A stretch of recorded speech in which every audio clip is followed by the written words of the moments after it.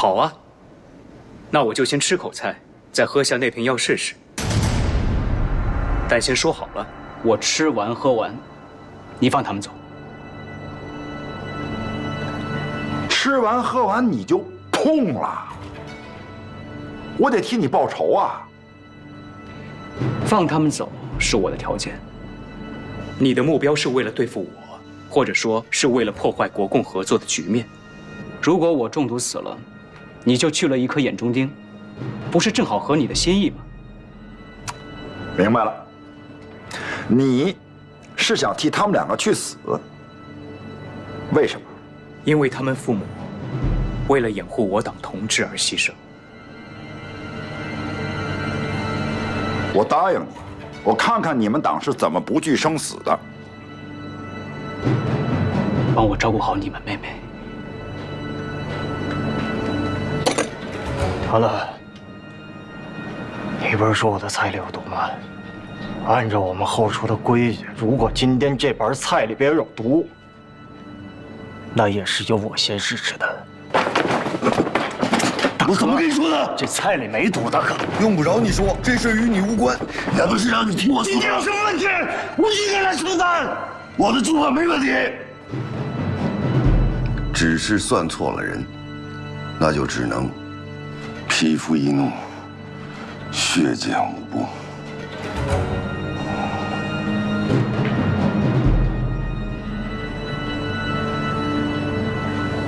血溅五步，你能做什么？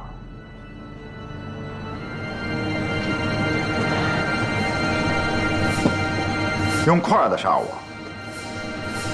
用盘子杀我，还是说这桌子底下有枪啊？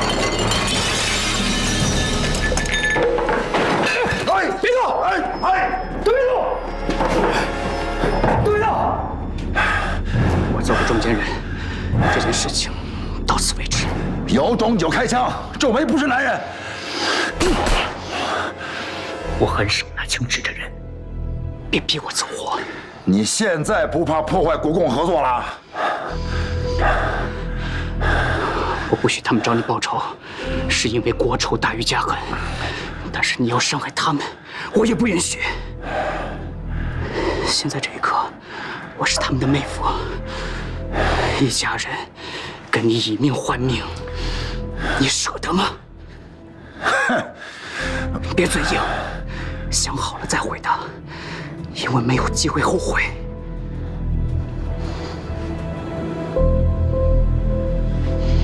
今天我给你金惠荣一个面子，这件事情到此为止。你怎么保证你不出尔反尔呢？他们两个逃不出我的手掌心，我说话从不食言。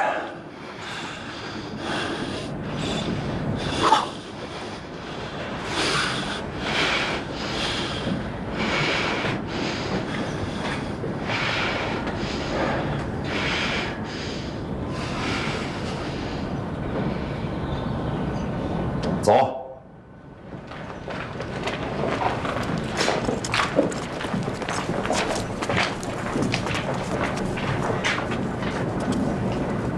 菜很好吃，手艺是真不错。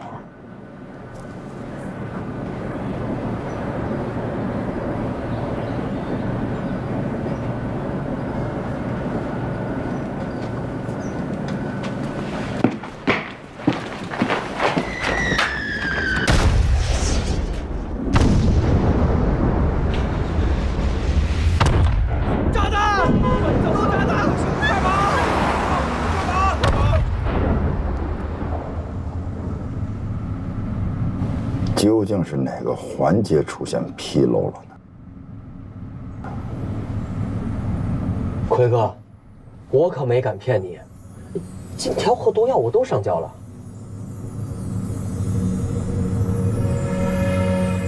明天你接管特侦队。是。邝局长，你放心，陈家那仨小崽子，我一定弄死他们。执掌特侦队要有格局，格局你懂吗？格局。今天我的目的不是陈家三兄妹，我没把他们放在眼里边。今天我要制服的是金惠荣，国共合作，国字要在前头。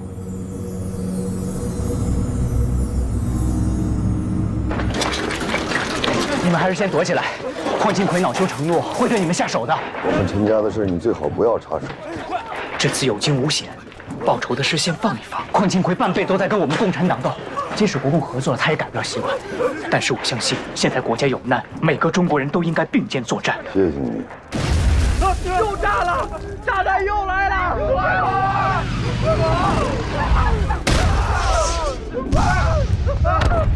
等等我！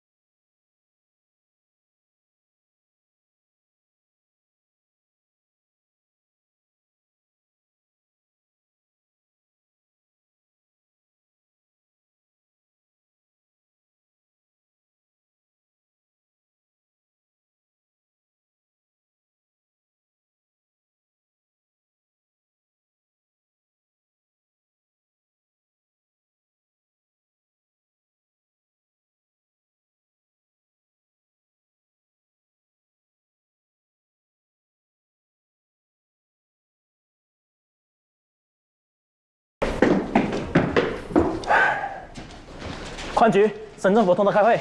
配车。是。邝局抓到一名打信号的汉奸，其他汉奸正在抓捕。汇报损失。初步统计有30多处民房被炸，70多人死亡，200多人受伤。知道了，盯住陈山河。是。还有那个戏子和那个厨子，现在没工夫收拾他们。是。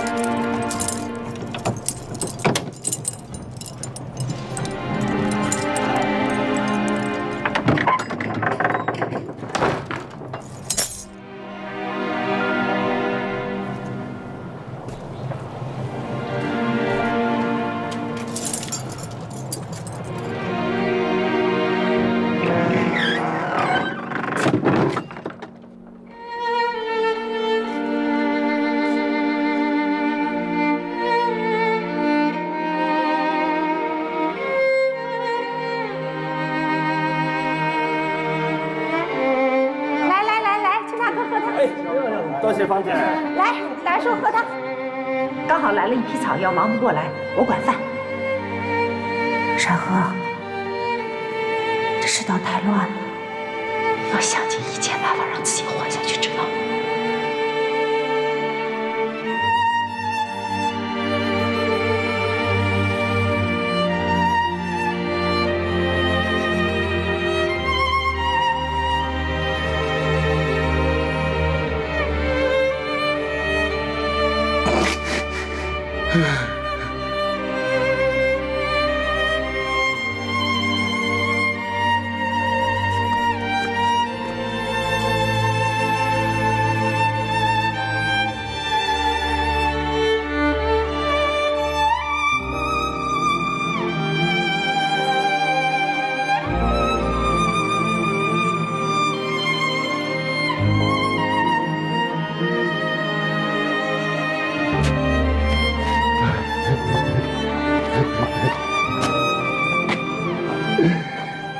这是我这辈子最想要的事情。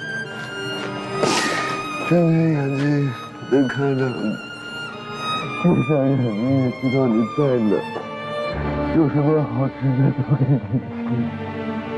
吃，有什么时间上都跟你住，一生一世一辈子啊！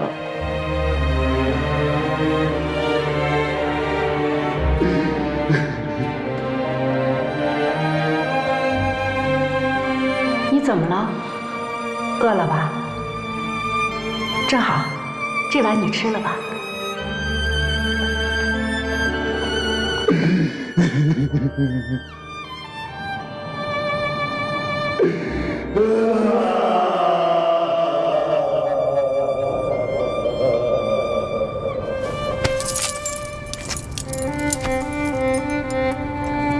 让大哥自己待会儿。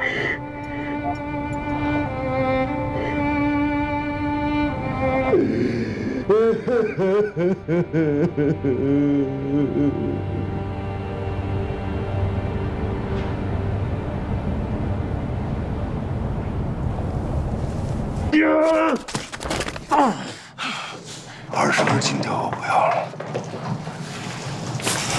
再给你10根。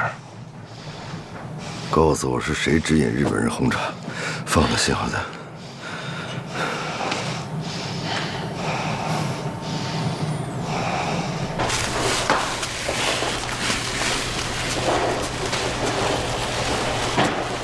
送他去谈石头，省颗子弹。日军要进攻增城了，广州也要打仗了。那广州守得住啊？守不住也得守。陈家另外2个呢？都抓起来。废话，攘外必先安内。是。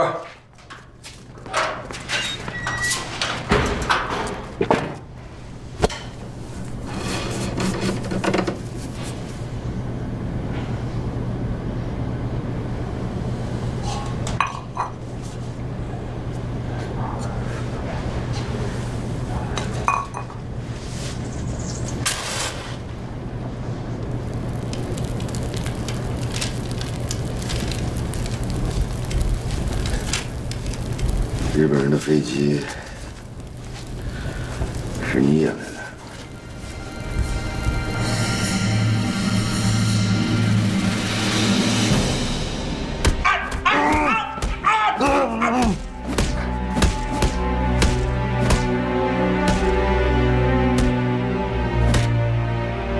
你有什么权利抓走陈山河和陈威？他们犯了什么罪？你还要抓陈立夏，他又犯了什么罪？警察局办案，哪有那么多的为什么？他们没有下毒害你，没有证据，你凭什么抓人？金老板，当时你在场，你还想要什么证据？现在局势很紧张，日本人在步步紧逼。那你还在我这儿浪费什么时间？你这算不算是假公济私？为了你的小师妹和小师妹的哥哥在这儿干预警察局办案，破坏司法独立。陈家兄妹的事是你欠他们的，你凭什么还要斩尽杀绝啊？小日本要打过来了，我要跟他们干。我怕陈家兄妹拖我的后腿。我会约束他们的。我信不过你，除非你答应我一个条件。只要不违背民族大义，我都可以答应。日本人打过来了，我看广州是守不住的。余汉毛之流空有抗日口号。真到那一天，我想拉一支队伍去打游击。那陈家兄弟呢？日本人打进广州之日，就是我打游击之时。在这之前，我不会杀他们。哎，师傅，等一下。怎么样？他们暂时不会有生命危险。那我们现在怎么办？嫂子的后事总得有人办吧？连块整尸骨都没有，要不先立个衣冠冢？那也得让我大哥来操办吧。立夏，立在哪里好？我不知道，师哥你拿主意吧。那就去东沙马路找块墓地，那边有19路军、淞沪英雄的陵墓，还有黄花岗72烈士，那就立在那里，我去办吧。师傅，我们先离开这儿。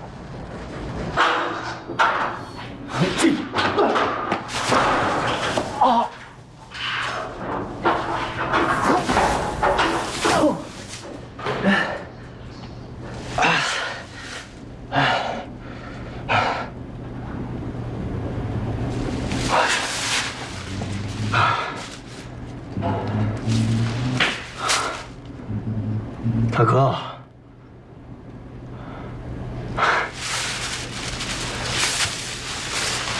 哎呦，哎呀，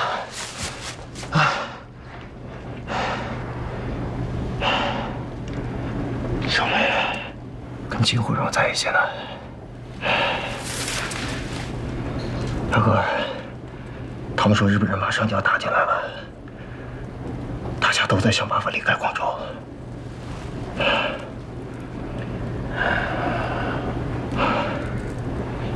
得想办法把你弄出去。你什么意思啊？啊？那你呢？啊？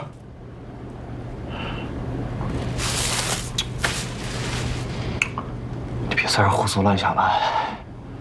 咱们还得出来给嫂子办理后事呢。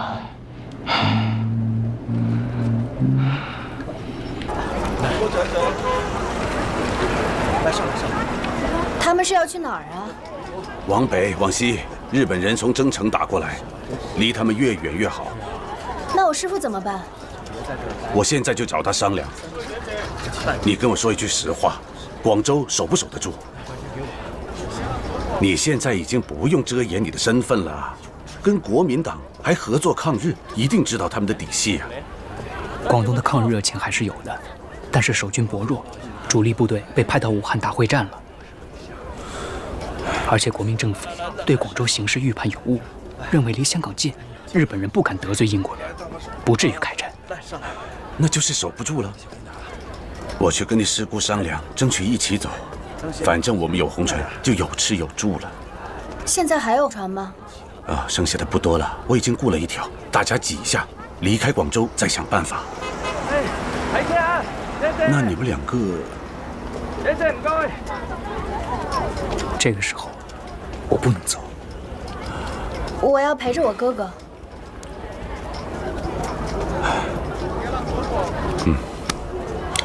我去找你师姑。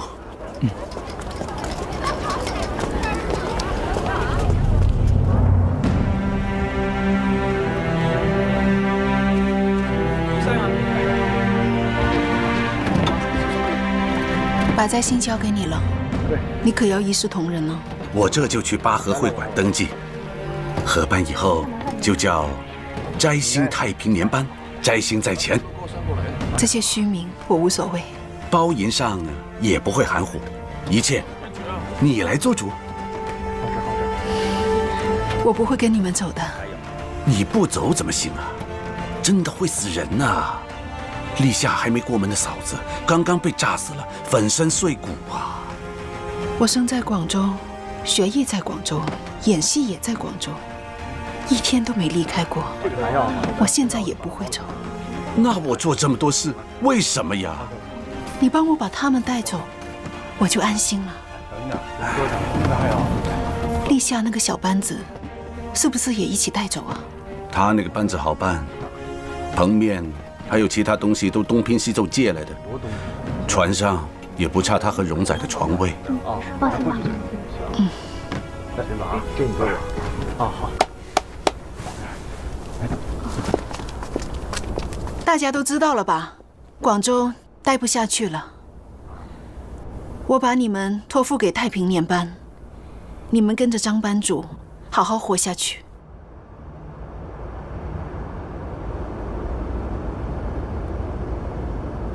师傅，我们一起走了。对啊，师傅，是啊，你跟我们一起走吧。那不合规矩。你们的师徒契约，我也交给张班主保管。以后都好好唱戏，好好做人，别给我丢脸。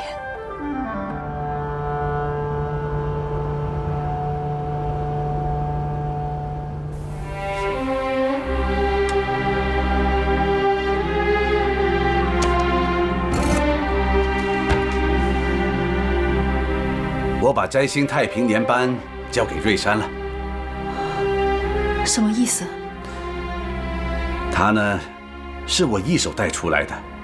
以前他被大师兄压着，后来又被荣仔压着，他也很憋屈。其实他很有能力啊，能够独当一面，所以我让他把戏班带走。那你呢？我留下陪你啊。谁要你陪呀？赶紧跟他们走！为什么？你没看见大家都在逃吗？去年日本人打进南京屠城6州，死了几10万人，广州一共才多少人？经得住他们屠城？那你还不肯跟我一起走？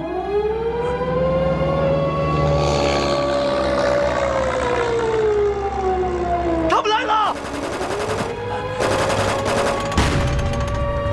防空洞在哪里啊？我带你去躲一躲。我从来不钻防空洞，躲得了一时，躲不了一世。万一吃了炸弹，正好再也不用烦恼了。不像你啊，你不是一直都守规矩的吗？哼，守规矩有用吗？要命还是要规矩？红船不让上女眷，这规矩比天大吧？可大不过炸弹，也得捎上女眷，一起去逃难。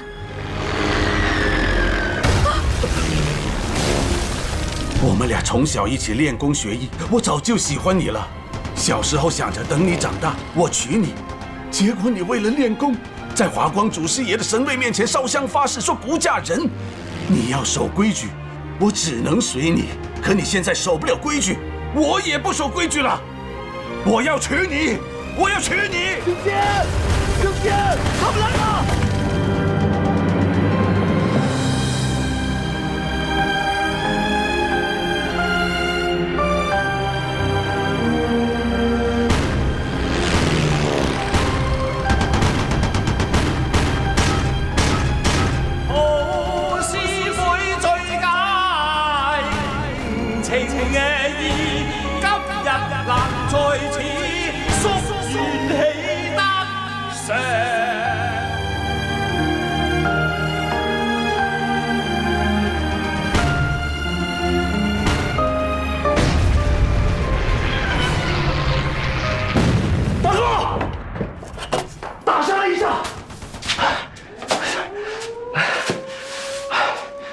现在外边谣言满天飞，有说日本人打下了桑城，会直逼广州了；还有人说日本人全都是忍者，会遁地术，会飞檐走壁，会暗器；还有人说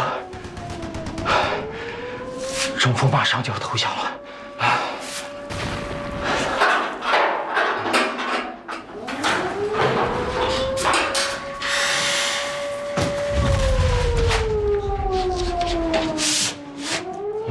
畜生，你一定会失败。哎，贴这什么意思啊？啊，留给日本人看的。不是，你们贴这日本人怎么可能会看见啊？什么意思啊？准备把我们扔给日本人是不是？不是要誓死守卫广州吗？到底要干嘛呀你们啊？自求多福吧。小哥，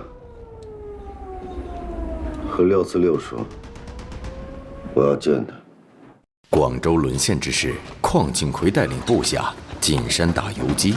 他这么做并非什么爱国情怀，而是觉得有枪有人，到哪里都能吃得开。只要熬过一阵子，广州终究还会是他的广州。万一打出点名堂，将来论功行赏，还能加官进爵，更上一层楼。哎，等等，我想起件事来，你去趟坛石头，把陈家兄弟给我杀了。是。哎，我在清远等你，晚上请你吃清远鸡。是。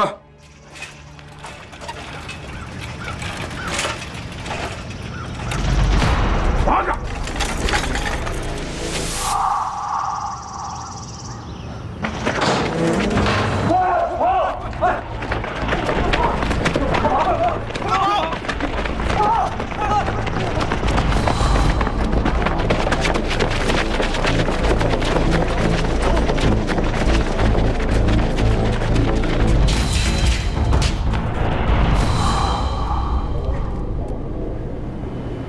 大哥，人都跑光了，你要是再不想走，咱们就得做日本人的宝了。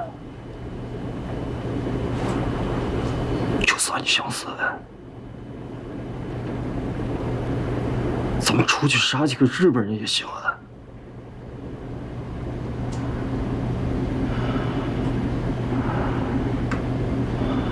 大哥，二哥，你们在吗？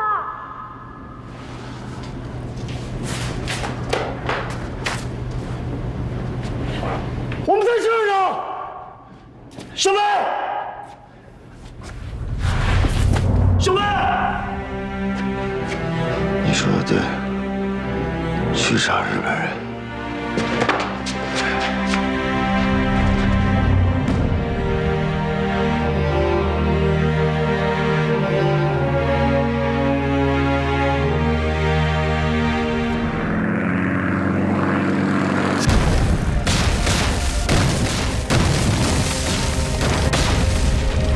1938年，武汉会战开始后，广州地区防守空虚，日军趁此机会在广东省大亚湾登陆，迅速向国民党守军展开进攻。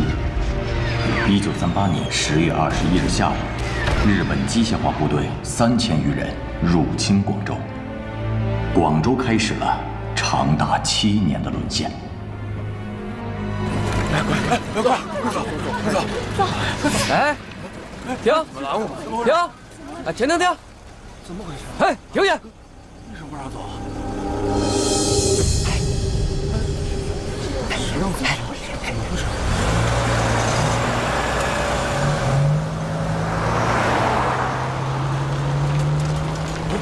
等等啊！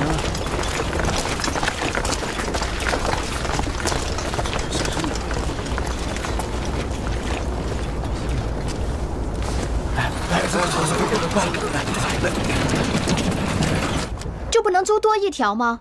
我们怎么能跟你们南班挤啊？等等，租，你去租，如果你能租到，钱我来付，行不行？现在都什么时候了？我们连洗澡盆都用来渡江了，你叫我们到哪里去租啊？那我们也不能跟你们挤啊，要不我们这艘先走，你们再等下一艘吧。别吵！瑞山，怎么了？师傅，师姑，师伯，师傅。要当班主的人了，稳重点。知道了。不过师傅放心，我会照顾好师弟师妹们。都联系好了？都联系好了，我们准备沿江往西走，走到不通航的地方，我们再想办法。出了广州找到船，就多雇几条，这么挤不行啊。我也想多租几条，不过，这个时候就不是计较钱的时候了。那，就这么多了，以后就要靠你们自己了。师傅，这样不太好吧？以后。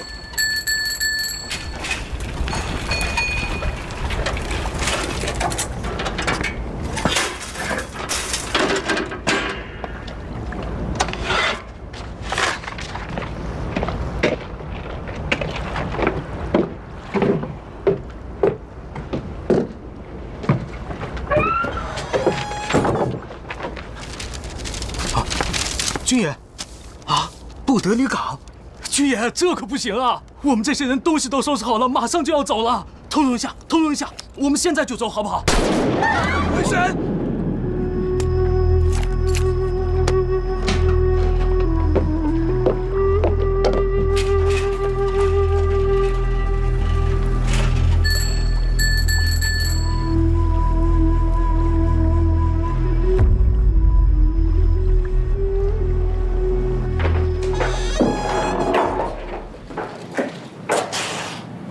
这是哪儿，小梅？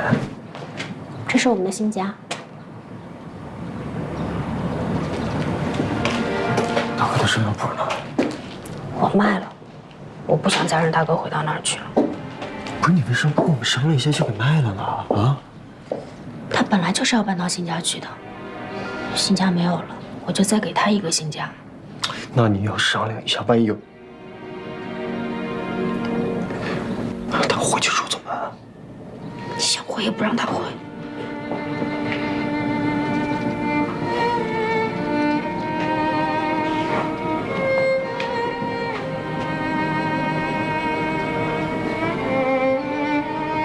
我就是想让他忘记过去，重新开始。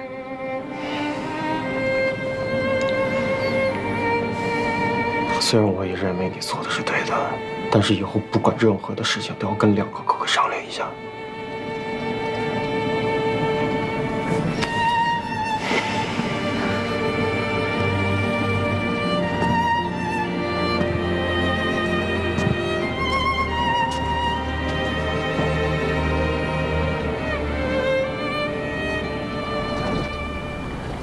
你听说了啊？那个日本人啊，这可真是狠啊！是啊，怎么能这样式啊？太坏了！就是，太过分了！是啊。这华南派遣军宪兵队，权力很大。广州市的各行各业都管得上。那纸命令就是一道催命符，贴在店铺门上就必须开门营业，贴到车马船上就不准移动。那就没地方讲理吗？找警察都不管用。警察局的人不也得听日本人的吗？广州被日本人占了吗？这你都不明白？那也不能随便杀人呐！你说不能，那管用吗？那瑞山就白死了。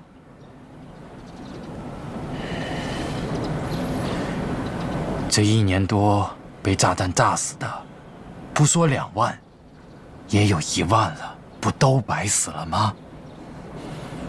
八和会馆都炸没了，到哪里说理呀？咱们就自求多福吧。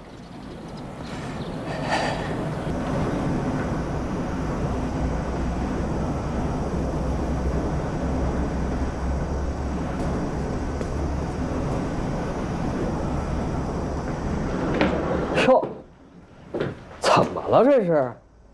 病了？哎呀，不至于吧？回头我再给你找一个啊，看看我升官了，再给你看个好玩的。日本人赏的，哎，这把枪，全警察局没见着当狗这么得意的呀。当狗怎么了？活着的狗总比死的人强。活着就什么都有，死了就什么都没有。要么把金条拿出来，你就能活着；要么老子今天就拿这把新枪崩了你。王八盒子怎么了？我告诉你，1000年的王八，万年的龟，你说的没错。你再这样，老子成全你。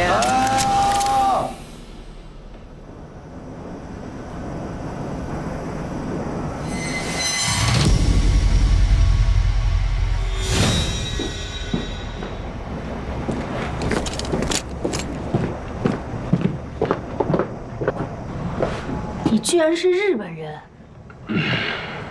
我从小仰慕中国文化，在中国读了大学，最后当了记者。你以前为什么不说？我怎么说呀？说了你们还能拿我当朋友吗？那你怎么还当兵了呢？你是当兵了吧？是，要服兵役吗？三妹姐，你真的不请我进去坐坐吗？我嫂子刚被炸弹炸死了，我大哥暂时不想见到日本人。哦，那水火无情，请他节哀顺变，我改日再登门拜访。哦，对了，金师哥呢？他整天在忙，也顾不上我。他忙些什么？还在忙劳工神圣那些事儿。戏班子的事儿，得安排演出，手停口停。好，反正你们有什么需要都可以找我。我在华南派遣军宪兵报道部当副主任，专门负责广州的文化教育、卫生健康，广州所有的戏班、戏院、电影厂、电影院，还有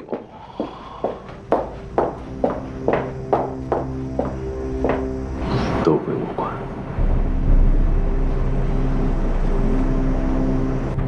小梅，你以前都不知道这个阮飞寿是日本人？他之前是个报馆的记者，我还以为他被飞机炸死了。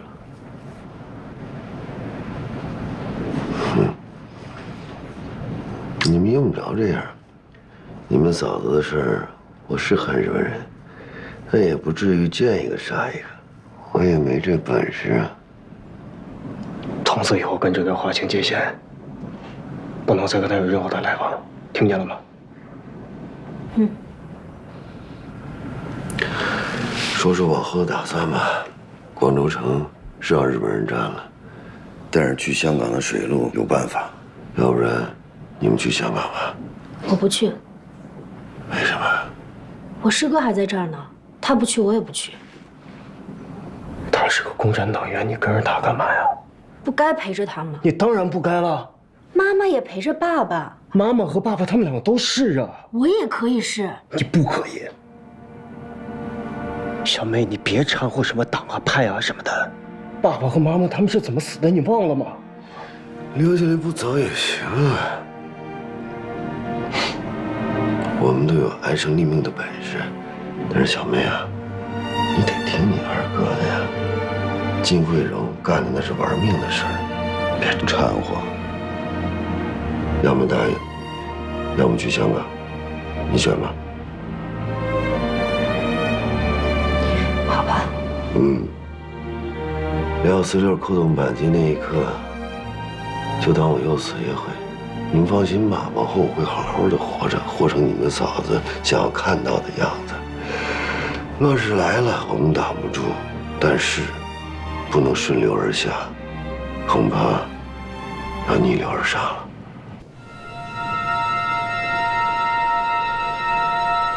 那我们认识是吧？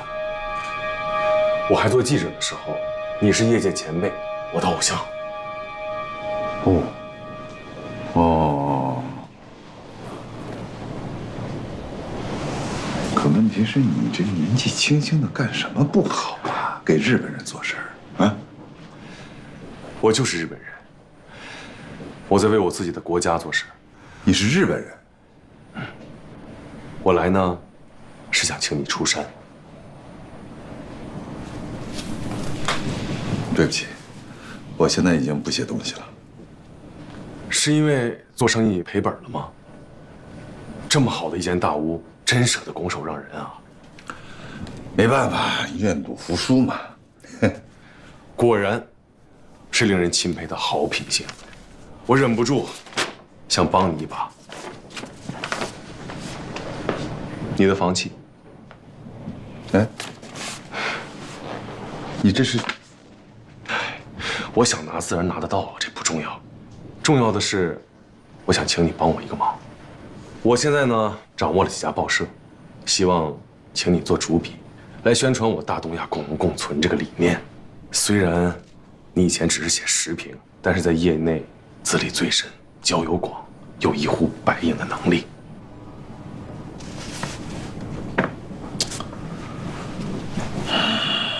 可问题是，我如果真拿了这个，我心里会不安呀。谭先生，这么多年了，你是个什么人，大家都知道。你颠倒黑白，唯利是图，结党营私，翻云覆雨。你现在装起大义凛然了？我确实不是个好人，但是我告诉你，我宁可做中国的坏人，也不做日本汉奸。哼！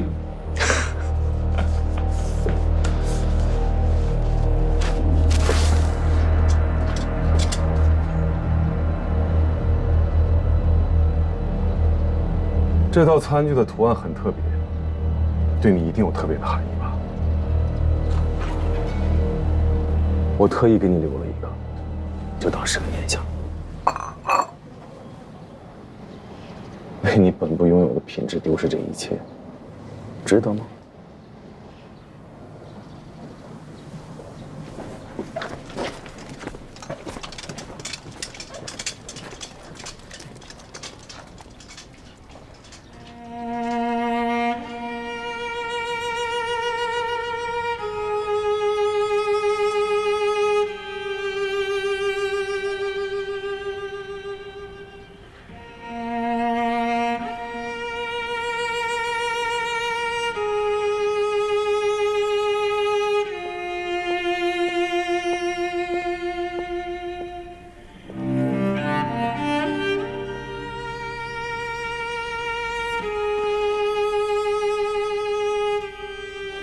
瑞山的后事办好了吗？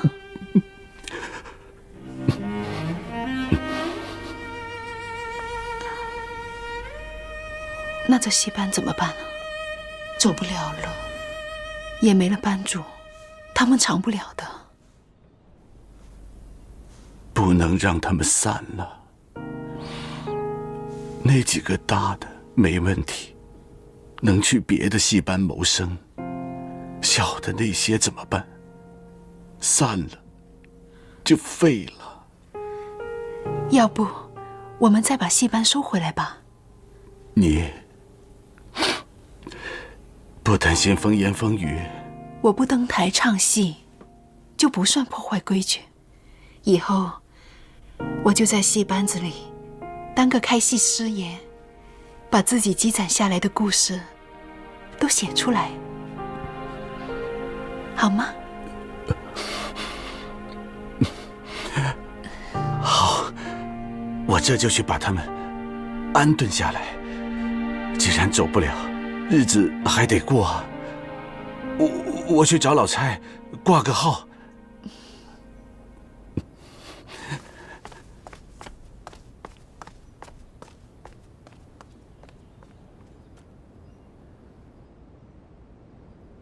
各位。我也就开门见山的跟你们说了，你们呢也不用跟我藏着掖着。我分管的这些行业，对你们最了解的，可以算是了如指掌。我可以把你们当做心腹，给予你们最大的保护、尊重和福利；也可以把你们当做敌人，但对于敌人，我会毫不留情。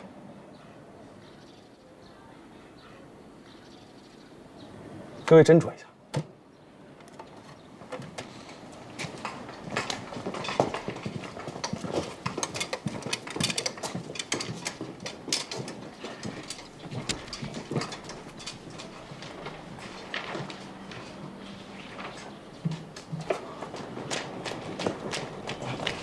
张班主，张班主，你终于来了。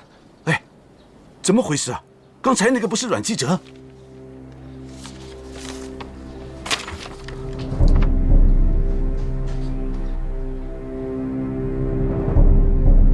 阮非洲不是一般的日本人在服兵役，宪兵报道部也不是一个管宣传的普通部门，实际上是特务机构，任务是配合占领军，从精神和文化层面对我们实施占领。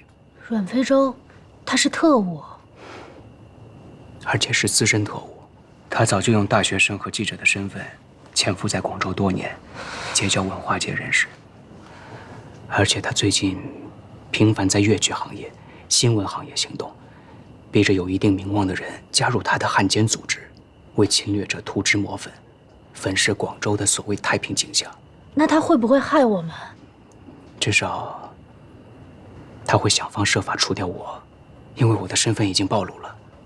共产党是坚决抗日的，是日本人要铲除的对象。真是让人后怕，我们竟然一点都没有怀疑过他。师哥，往后你怎么办啊？不怕，我好歹也是有4年党龄的老同志了，从事地下工作，颇有经验。4年？你1934年就当共产党了？你怎么从来都没有告诉过我？那年我在干什么呀？那时我在天台戏院第1次登台，首演是郑映，演的是梁红玉。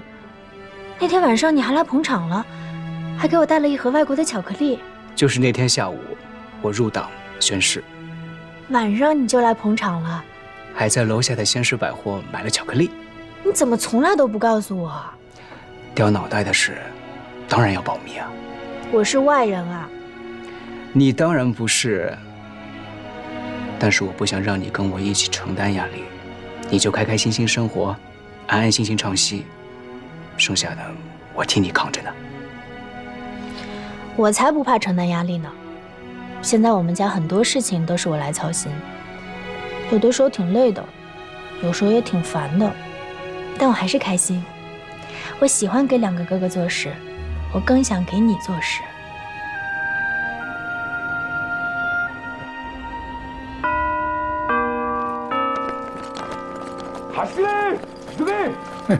这小日本早上起来就开始巡逻了，想干什么呀？现在码头全换上了日本兵，以前那些英国人都被赶走了。我得让兄弟们缓一缓，别这时候撞枪口上。咱们有批货已经在路上了，实在不行想办法通知船上的人。金刚舰都投进海里，那损失大了，那也比丢了命强吧。我们红鱼帮这些年一直在跟海关缉私斗，得到的心得是，一旦他认真，咱们就得认命，斗不过的。你别误会，我不是让咱们兄弟去冒险，我是想趁早另作他法，不能再依靠这个了。为什么呀？我只是暂时没摸到日本人的脉。山河，我可不是怕事啊，命要紧，尤其现在。哎，山河说的对啊。其实啊，我早就想提议了，让你们老老实实的做药。哎，想继续做花样丸也可以呀。岭南有的是好药材呀，还找不到代替奎宁的草药。你呀，就好好的研究医术，研究中药和西药怎么才能结合，这才是正道啊。那我们红鱼帮现在就没事了呗？你手底下那么多弟兄，你还愁没活干？乱世来了，你躲不了啊！就先避起锋芒，韬光养晦，先干点实事。跟我去香港的事情，你考虑好了吗？多谢东家提携，我一定好好做。好啊。陈小手不肯去，邮局大佬人也没了，你再找一个点心小案和烧腊大佬吧。其他愿意跟你走的人都带上，我包了一条船去香港。是。那这广州大酒家怎么办？哎呀，乱世啊，命如草芥，财如粪土啊。就算是我们现在想把这个店顶出去，也没有人肯接呀。东家。我倒有个不成熟的想法，你说说看。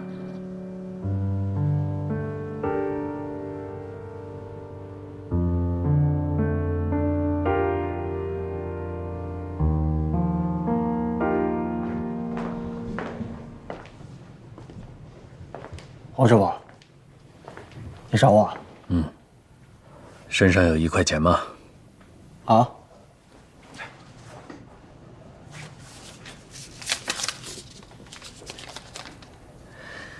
厨师学艺都喜欢学师傅的绝招，这绝招是师傅对厨艺的感悟，也许只适合他本人，但道理是一通百通的。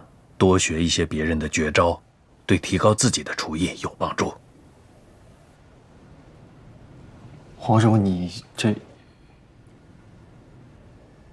东家要带我去香港，走之前，我想把我的绝招传给你，也算不辜负你师傅林北江的嘱托。我的绝招不是1-2道看家菜，而是对镬气的把握。在这方面，我有一些心得，所以大家都叫我镬气皇。镬气就是对温度的把控，温度又与食材的特性、厚薄、油温、距离远近有关。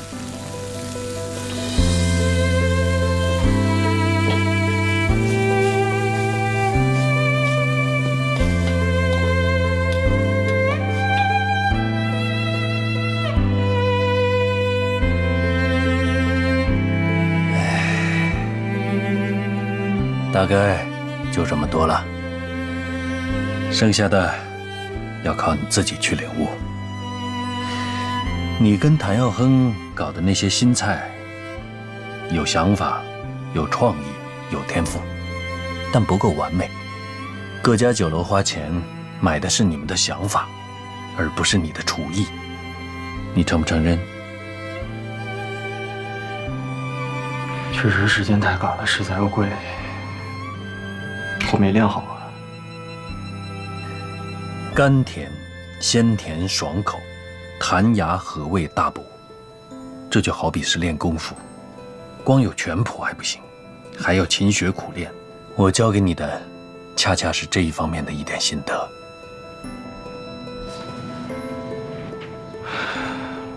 黄师傅，谢谢。哎，不必如此，不必如此。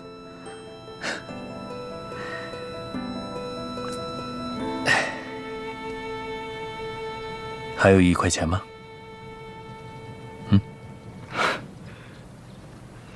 有。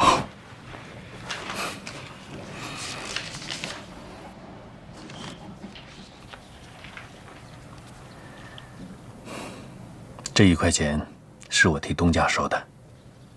东家说了，广州大酒家以后就交给你了，租金1块钱。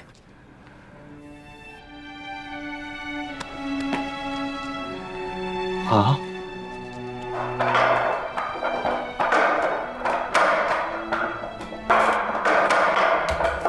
！1块钱，广州大酒家就交给你了。哎呀，其实就租给我的。你想想，我在想，我赚了钱之后，交这些乱七八糟的各种各样的税钱，还得养活这么一大群子人，还要照顾好这个房子，这油漆粉刷一样都少不了啊。可是光那些潮州木雕就值好多好多钱啊！你还想给他卖了呀？啊？哎，你说他们为什么对你这么好啊？是不是有一个什么丑闺女要嫁给你啊？臭样！疼！这事儿很简单，你二哥有能力，人品好。谁信你？大哥，我二哥要发财了，他要当广州大酒家的掌柜的了。哎，这话不能胡说。你二哥还是个厨子，这楼面的事啊，我还得再另外找一个人。那我不管，你以后每天都要给我做很多好吃的。你二哥亏待过你吗？你二哥这个时候拿下广州大酒家，不见得是好事。日本人把最繁华的几个街区给划成了商业区，不允许中国人开店经营，往后的生意不好做。不是在咱们中国人的地盘里面做菜这事儿，我还能怕了小日本了？日本人开店有商业贷款，基本上是零成本。我的成本1块钱。我就是提醒你一句，日本人打过来为的就是钱，为的就是抢夺资源和利益。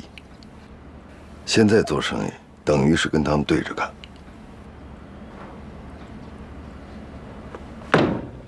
我还真就不怕他们了。走，妹妹，广州大酒家走一下，从此以后，那就是咱们的地盘了。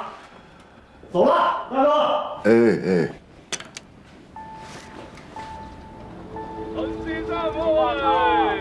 いやすごいね。ここは甲州か。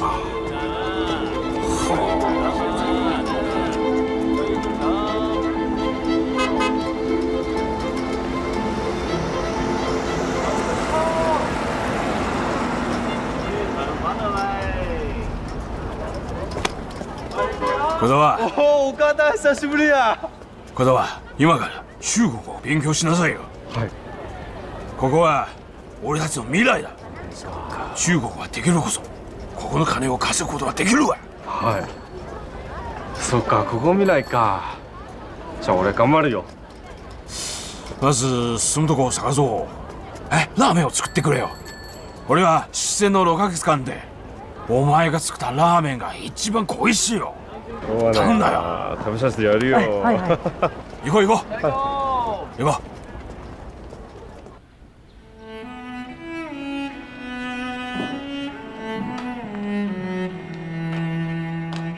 小妹啊，这个小戏台啊，从今天开始交给你了啊，给你的红棉班一个专属的戏台，怎么样？这样能唱出什么名堂啊？这宝吹恶唱，自古吃跟唱它就有关系。胡说八道，不理你了。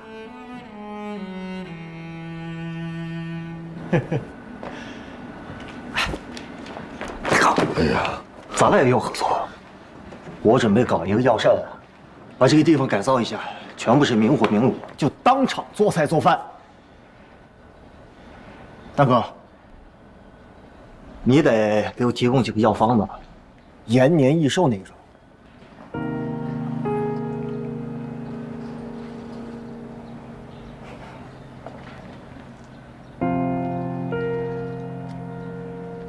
其实咱们那天在这儿，把老谭也给害死了，所以我想好了，把所有的新菜全部用在这儿，还是12道马姐菜。哎，对了，我可以把老谭请过来，坐镇楼面啊，开心点儿。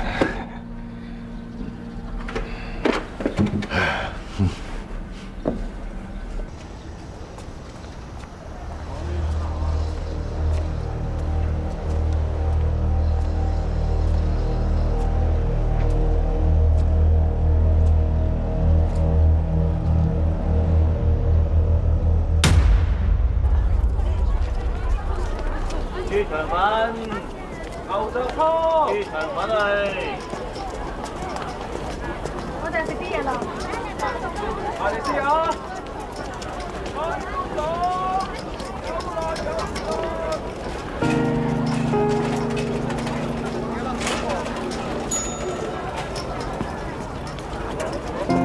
埋嚟睇埋嚟揀啊！叉燒包。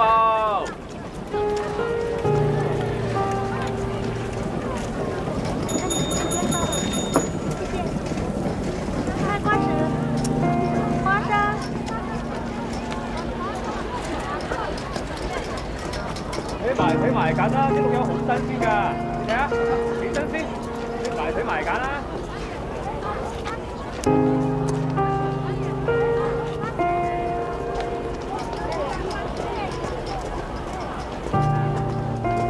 怎么弄的？谁打的？玩兩手啊！与你无关。我问你，谁动手打你的？找我有事吗？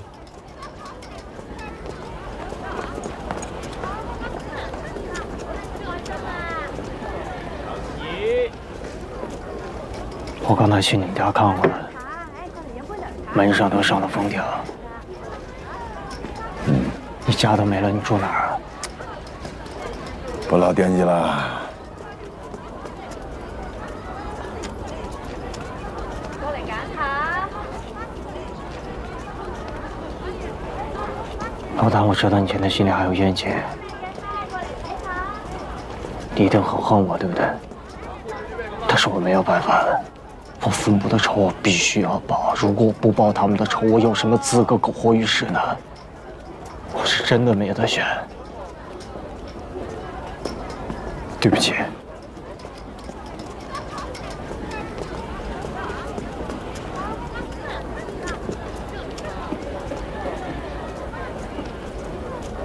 我把你当成我一辈子的搭档。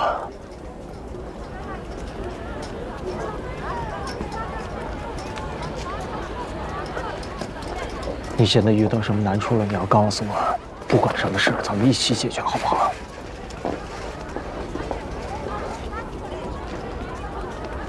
很简单，我不能当汉奸。我女儿是抗日的，如果我当了汉奸，我就没脸做他爸爸了。什么意思啊？前几天，有一个以前做过记者的人，他来找我。他说他现在是日本宪兵报道部的。阮非洲。对，我见过他。他非要让我进他组织的一个什么协会，让我给他写大东亚共存共荣的文章，这我怎么可能写呀？那结果他就把我轰出来了。但是我不怕，我有笔呀，走到哪里吃哪里呀。但是没有想到，这个阮非洲跟所有的保管打过招呼，谁都不能刊发我写的文章，他想饿死我。那好吧，那我索性就什么都写，反正我什么都能写。这不，昨天有一户人家办丧事，我给人家写了墓志铭，日本人居然连这个也不让写，而且把我还，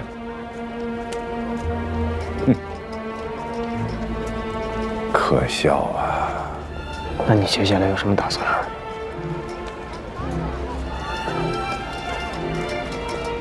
我觉得呀，在乱世之中，做个普通人，不遇到麻烦事，不引人注目，现在是最难得的。广州就是这点好，只要你的手在，永远不会挨饿。我还记得曾经有一个人跟我说过，他说他只要活着，就不会离开这个行业。那什么是永远呢？我以前写视频是怕美食留不住，我把味道写出来，这是永远。我们俩一起干，我觉得把中华美食发扬光大是永远。可是现在，我现在可以给你一个永远的机会。谢老板把广州大酒家交给我了，你和我们一同经营。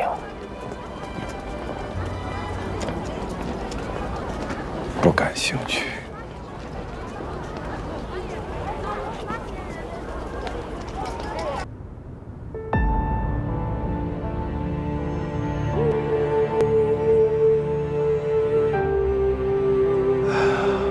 阿芳，答应我一件事呗，广州大酒家今天就不去了。万一我跟我兄弟失手了，不必收拾，拿着钱能走多远走多远，找个没有人认识你的地方，然后开始想我，最好呢想一辈子。お前制約しろ！各位街坊，我不是汉奸啊，只是碰巧在这日本洋行上班，会说几句日本话，他们就逼我当翻译，我没办法，我不得。他们的意思是，只要这条街上开了日本药铺，就不允许中国人再开药铺了。哎，我们不是新开的，我们在这条街上都开了几十年了，那时候日本人还没来呢。なんだだ？彼の店はこの道でもう何十年営業している。その時は日本の方はまだ来てないです。そんなのはどうでもいい。俺らの店は営業する時、お前らの店は営業してないはず。だから今後も営業することは許さん。ゼクしろ！我们是出去逃难去了，我们回来咋就不能这样了？前面！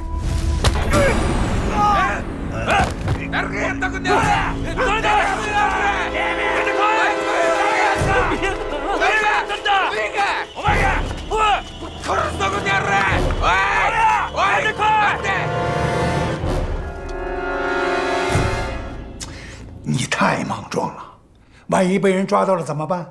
我看见日本人就想打，都是人，凭什么那么欺负人？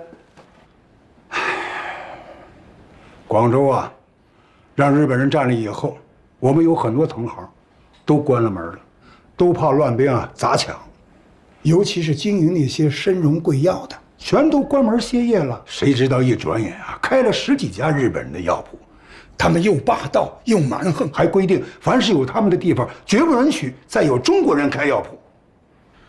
得想想办法。怎么没想啊？大家都推举我们这几家有点牌面的药铺去找日本人谈判交涉，可结果怎么样？结果以一个叫三国有喜药铺老板，以他为主，我们去约他，可结果人家不肯见了，还不肯见，还说各凭本事，公平竞争。他们啊有日本兵拿枪保护着，到处砸我们中国人的药铺。你说哪还有公平竞争可言呢？要是有公平竞争可言的话，那就不叫侵略了。明的不行，背地里头来几下狠的，那也过瘾。单独找一家去报复有什么意义呢？那来几下狠的，那是高兴了。可是这么大的中药产业，不能毁在我们这代人的手里啊！所以啊，我们一定要找日本人谈一谈，谈谈规矩，谈一谈不规矩。你刚才说不肯见你那日本人叫什么？三国有喜。Welcome, dear guest. Cheers.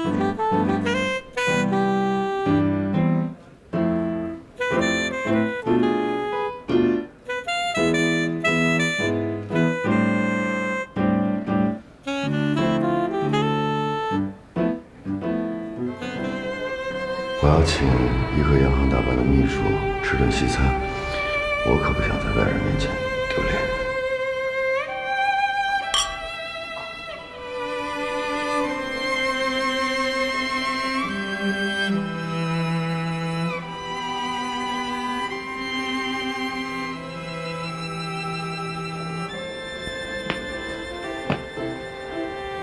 真没想到会收到你的邀请。你是小妹的朋友，望妹相邀，别见怪。听闻尊夫人因战火罹难，我深表歉意和不安。你要是这么客气的话，我就不好意思张口求你了。不，我非常愿意为你提供帮助。想喝点什么酒？都可以。那我替你做主了。Hello, Brandy, thank you. Enjoy yourself. 谢谢。不知道我能为你提供什么帮助呢？小妹有没有跟你提过，我们陈家在佛山也算是有些牌面，曾经说过一些。中国人讲究孝道，恢复祖上的荣光也算是标志之一。那你想从哪方面入手呢？我想和在惠爱中路上开日本药店的三国有喜交个朋友，不知道能不能帮忙引荐一下。我明白你的意思了，但是这事儿不太好办啊。说说看了。这些日本商人呢，是出于对本国政府的信任，以及对广州未来的期待，才变卖家产、筹措资金来到这里创业的。我们宪兵报道部啊，要保护他们的利益。那你就更应该为我们牵线搭桥了。做生意讲究以和为贵，坐下来商量一下，生意才能做得长久嘛。可以，我可以帮你介绍三国有喜，但是他这个人吧，有点儿怎么说呢？小地方来的，不够通达，不容易讲道理。Brandy， 别看它是用葡萄做的，也算是烈酒，后劲儿大。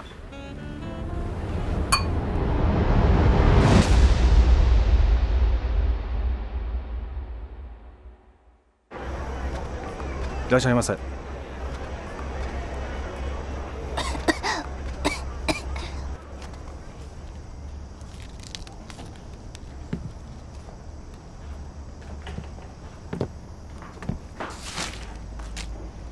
你还挺能耐的呀，找到宪兵报道部了。那我跟你说啊，我呢，不是军方的，也不是官方的，我就是一正经商人，看见没？所以你找他们过来没有用啊，不好使。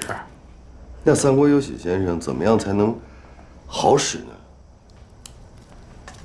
哼，学我口音的人多了，你算老几呀？啊？我从小奉天长大的。学医学药开店做买卖，我啥没见过呀？再说你那个口音，学的半拉科基的，根本就没有掌握到精髓。我不是那个意思。那你啥意思啊？我只是没想到你一个日本人，东北话说的这么好。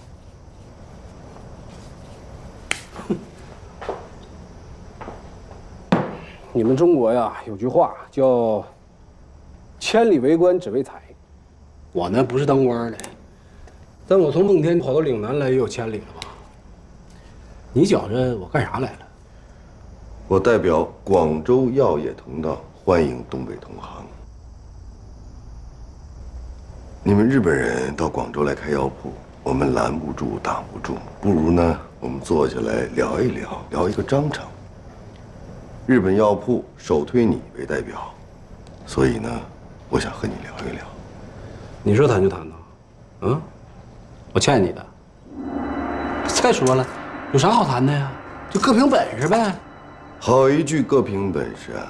你们有军队撑腰，这坏了规矩。有军队撑腰呢，就是我们的本事之一。你们也有军队呀，你找过来让我看看。三国有喜先生，你行了，你今天来干啥的？我知道。我也就实话告诉你。我来广州呢，就是要一统广州乃至广东全境的中西药生意。你们要么就线上药铺和药方啥的拖避我们，要不你就有招想去，没招死去吧。不给留条后路。你这性格也挺倔强。你叫陈山河是吧？行，你今天能来找我，我就给你留条生路啊。省得你以后说我不近人情。你是不是有一家做法冷丸的药厂啊？有，归到我名下。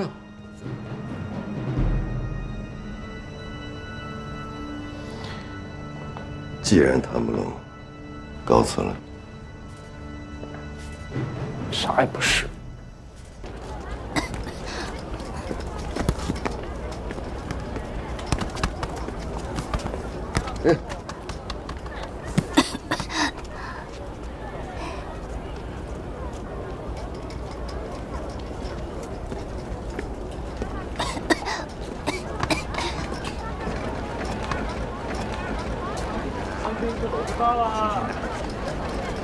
仔高，埋嚟睇埋嚟揀啊！叉燒包。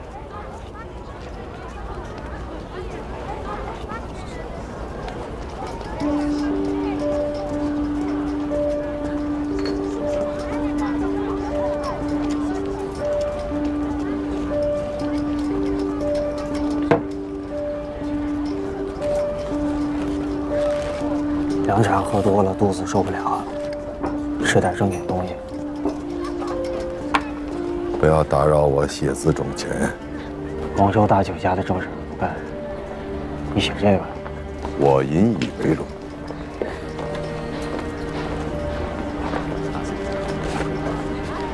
哎，看看你一天到晚写的这些都是什么烂东西，还引以为荣？我说你最近怎么不发展非洲了？开始知道用笔了是吧？邱月明，岐山女子崂山奇遇，与蛟龙暗结珠胎。浪禅，罗浮山艳史。数咒，武当13剑，这我还真看了一点，还不错，对吧？你还对吧？最夸张的是这个，岭南逍遥生，无光艳史。老谭，你想什么呢你？我来给你念一段。哎，这样有意思吗？我是怕你文如其人。你胡扯！你有没有想过，有一天你女儿看到这些，她会怎么想你？跟我有什么关系？岭南逍遥生写的。哎呀，你还是先起来吧，这样不好。来，起来。这个药房停工啊是暂时的，等过阵子复工，会通知大家回来。你先自己出去找点事儿做。你看你还年轻，再说又在咱们这儿学了不少的本事，出去找点事儿做还是不难的嘛。快回家吧，家里该着急了。孩子，听东家的，回去吧啊！不要，我不要。跟你客气什么呀？都是一起做工的，你还叫我疯火辣玩呢？同气连枝。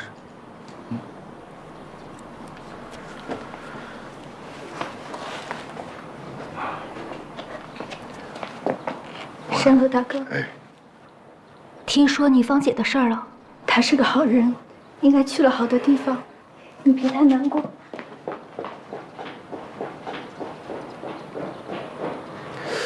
不是，他是叫小菊对吧？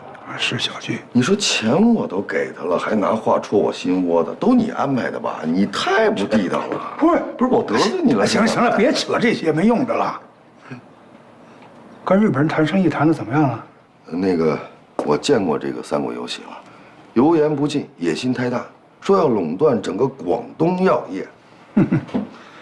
日本商人看上咱们岭南的药草，是要收购加工制成丸散高丹，而且还要在咱们这个最好的地段啊开药铺嘛，甚至还要巧取豪夺各家的中药秘方，吞并店铺，霸占市场，直到把我们都逼死。我想啊，就从这个三国游戏开刀，擒贼先擒王嘛。我从他们家走的时候，我看到门口有一小孩病殃殃的，我就顺便打听了一下，怎么样？那是他儿子。啊，1年前突然生病，高烧惊厥，寻遍东北名医，都说得吃咱们广东的老字号的活络丹，便带着这孩子千里寻药。咱们这活络丹还真的管用，但是病程太久，沉疴难进，没治利索。他又打听到有人这手里头有一颗上百年的老活络丹，药效更强，能去根儿。这个三国游戏，他怕别人知道这个事儿，哄抬物价，他都是私底下打听的。自作聪明，这种百年老药不会因为他要就会抬价，不用抬价，有价无市，除非家里揭不开锅了才会卖了。你知道这药在谁手里？不知道，也不值得。再说他们也不配。老太，跟我一起撑起广州大酒家吧。但做人就要有滋有味有尊严。你这么靠写这些东西苟活下去有什么意义呢？跟死了有什么区别啊？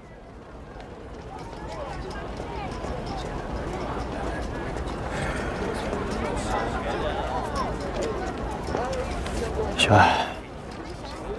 你要是不答应我就把这些报纸都寄给侄女儿。地址我也有，陕西延安嘛。那个，我让日本人盯着呢，你就不嫌麻烦吗？啊？我已经想好了办法。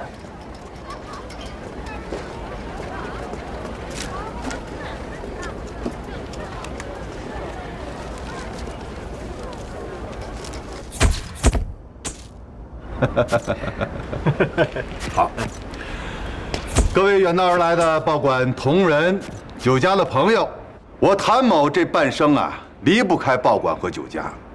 我爱美食，也爱分享美食，所以我成为了一名食评人。承蒙抬爱啊，诸位把铁嘴这个称号送给谭某，但是谭某受之有愧，因为我觉得我的这张嘴不够硬。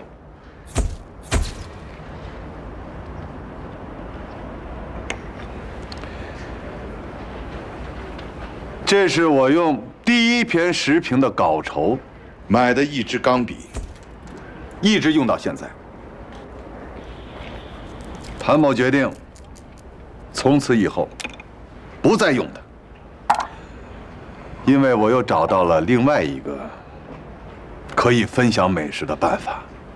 今日，请所有的亲朋好友见证，见证我谭某从今天开始金盆洗手，昨日之我不再有。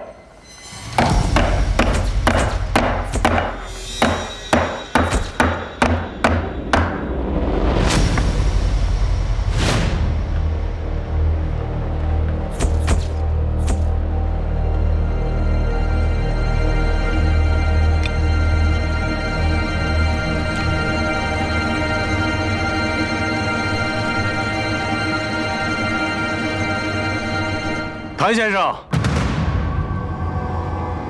这么心急啊？手上有墨，久了就洗不掉了。那如果我不让你洗，